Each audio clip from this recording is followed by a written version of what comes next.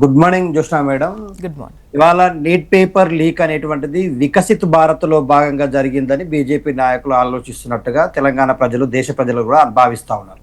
ఎందుకంటే ప్రధానమంత్రి గారు ప్రతిసారి వికసిత్ భారత్ అంటా ఉన్నారు. పేపర్ లీకులు చేయడం కూడా వికసిత్ భారత్ లో భాగంగానే జరిగిందా? ఇది కూడా ఒక అంశమా వికసిత్ భారత్ లో? ఎందుకంటే దేశ ప్రజల నమ్మకాన్ని ఇవాళ భూంపాలు చేశారు. ప్రజలని నరేంద్ర మోడీ గారు అంటే దేశం మొత్తం ఇక ఏదో సాధించిన అనేటువంటి స్థాయిలో ఆయనని ఎక్స్పోజ్ చేస్తా ఉన్నారు. ఇవాళ పేపర్ లీక్ మేడం, మీరు అంటున్నట్టుగా 4 సెట్లు ఉంటాయి. ప్రతి పేపర్కు ABCD అని 4 సెట్లు ఉంటాయి. 4 సెట్ల పేపర్కు ఒక కెమిస్ట్రీ పేపర్కు సంబంధించినటువంటి ప్రశ్న పత్రాన్ని 410 ప్రశ్నలుగా పొందీకరించింది ఒక గెస్ట్ పేపర్లో. అది రాజస్థాన్ మూలంగా జరిగింది, కేంద్రంగా జరిగింది. రాజస్థాన్ లో అధికారంలో ఉంది బీజేపీ. అది ఆ పేపర్ నాసిక్, మహారాష్ట్రలో ఉన్నటువంటి నాసిక్ పోయింది. అక్కడే ఉన్నటువంటి నాసిక్ ఎమ్మెల్యే దివిష్ నికాలేనో ఏదో పేరుంది, ఆయన అనుచరుడు అయినటువంటి వ్యక్తి చేతుల్లో ఆ పేపర్ అరేక్ మాల్ ఫర్ సేల్ నీట్ పేపర్ అమ్మబడును. 20,000 రూపాయల నుంచి ₹1,00,000 వరకు పేపర్ లీక్. మేము డైరెక్ట్ గా క్వశ్చన్లు ఇస్తాం మీకు అని చెప్పేసి చేతి రాతతో కూడిన 410 ప్రశ్నలు. ఒక కెమిస్ట్రీ పేపర్ కు 45 ప్రశ్నలు ఉంటాయి ఒక పేపర్ లో.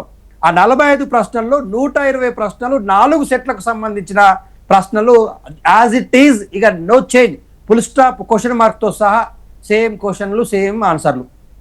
అవి లీక్ చేసి అక్కడి నుంచి తెలంగాణ నుంచి ఇంకా మిగతా రాష్ట్రాలకు, మధ్యప్రదేశ్కు, ఉత్తరప్రదేశ్కు, గుజరాత్కు, మొత్తం దేశవ్యాప్తంగా 510 సెంటర్లలో పరీక్ష పెడితే, విదేశాల్లో 14 ప్రాంతాల్లో విదేశాల్లో కూడా ఎగ్జామ్ పెడితే, ఇది మొదటిసారి కాదండి. బీజేపీ అధికారంలోకి వచ్చిన తర్వాత అత్యంత పెద్ద ఉద్యోగాలకు సంబంధించిన లేకపోతే కోర్సులకు సంబంధించిన ప్రశ్న పత్రాల లీక్ ని అంటే దత్తాత్రేయ గారు, అంటే దీని వెనుక బీజేపీ ఉంది, బీజేపీ చేయిస్తుంది అంటున్నారా, లేకపోతే అసమర్థతగా లేకపోతే సరిగా పట్టించుకోవట్లేదన్న కోణంలోనా, లేకపోతే జోష్నా గారు మీరు వినాల్సిన అంశం ఏంటంటే, బీజేపీ నాయకులు అందులో చదువుకున్న వాళ్ళు మంత్రులుగా ఉండరు, ఒకటి. రెండోది, రాజకీయంగా వాళ్ళు ఏదైనా కూడా ఈజీగా దాన్ని తెచ్చుకోవాలి. ఉత్తర భారతదేశంలో ఉన్నటువంటి బీహార్, రాజస్థాన్, మొన్న మనం చూసినాం కదా, జిరాక్స్ సెంటర్లో పేపర్లు దొరికే కదా.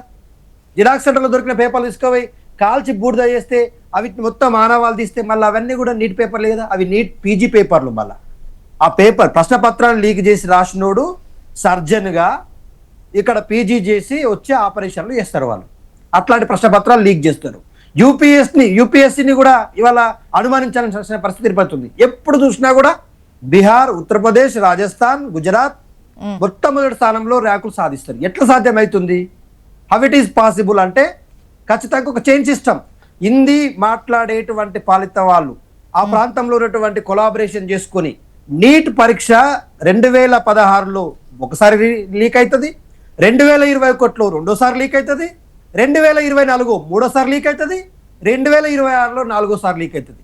ఒక్క కేంద్ర విద్యాశాఖ మంత్రిగా ఉన్న దేవేంద్ర ఫడ్నవీస్ గారు ఎందుకు రాజీనామా చేయరు? ఎవరు బాధ్యత వహించాలా? ప్రధానమంత్రి గారు దీని మీద ఎందుకు చర్యలు తీసుకోరు?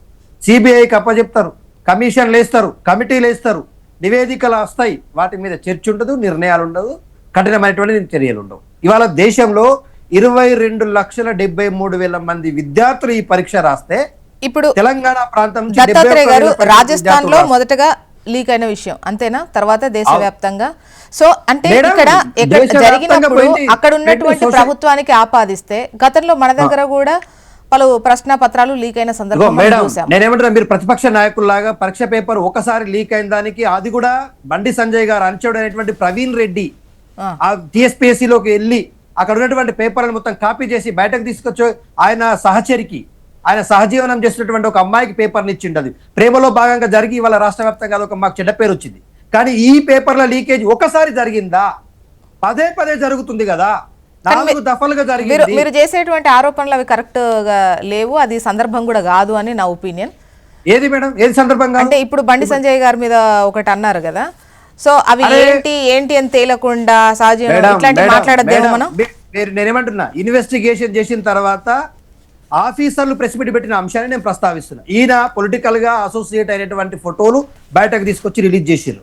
అది బండి సంజయ్ గారితో ఉన్న ఫోటోలు ఉన్నాయి, కిషన్ రెడ్డి గారితో ఉన్న ఫోటోలు ఉన్నాయి, బీజేపీలో గతంలో పనిచేసిన ఆనవాళ్ళు ఉన్నాయి, ఈయన వాళ్ళ ప్రోద్బలంతో చేసిందా అనేటువంటి అనుమానం ఉంది అనేది ఒకటి, రేణుక అనేటువంటి అమ్మాయితో జరిగిన విషయం రెండు. ఇవాళ ఈ నీట్ పేపర్ ఒక్కసారి కాదు కదండి, మరి 4 సార్లు లీక్ అయితే కూడా నేషనల్ టెస్టింగ్ ఏజెన్సీని ఏమి అనకూడదు, దానికి బాధ్యత వహిస్తున్నటువంటి మంత్రిగా ఉన్న ధర్మేంద్ర ఫడ్నవీస్ గారిని కూడా ఏమనకూడదు, ప్రధానమంత్రి నరేంద్ర మోడీ గారిని వికసిత భారత్ లో భాగంగానే పేపర్ లీక్ అయిందని చూడాలా.